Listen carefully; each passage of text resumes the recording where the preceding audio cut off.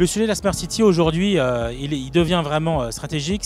Il correspond à un moment de l'histoire où on a en face des villes une génération de citoyens qui veut du service et qui veut du service comme elle a du service dans son iPhone.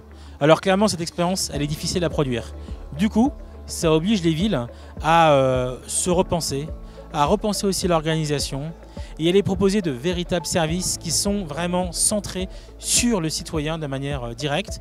Et ça, c'est nouveau. Donc vraiment une nouvelle génération, une nouvelle collectivité qui se repense, qui se réinvente. Et enfin, l'avènement de la technologie avec la 5G, l'IoT, le cloud, qui sont aujourd'hui des services disponibles ou dans quelques mois et qui vont permettre de repenser la ville.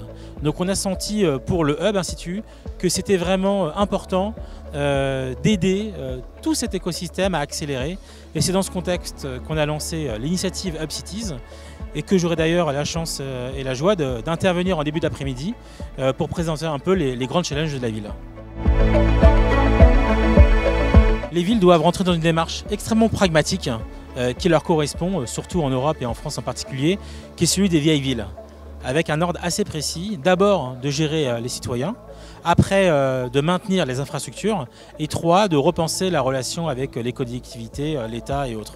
Donc c'est vraiment dans cet ordre-là, donc ça change vraiment d'une vision asiatique ou d'une vision ville nouvelle, où on investirait d'abord sur la technologie, on gérait un peu la gouvernance, et puis après on verrait comment on gère l'humain.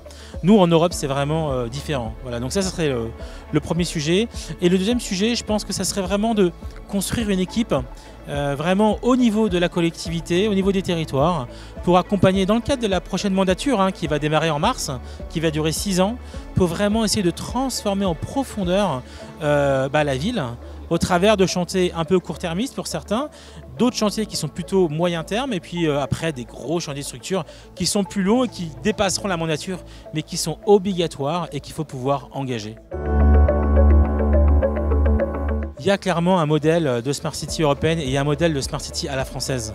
Et c'est pour ça qu'en fait, on a souhaité au sein du Hub Institut développer une démarche qui inclut immédiatement, évidemment, la notion de développement durable, green, la notion d'inclusion, parce que l'innovation ne vaut que si elle est partagée par tous.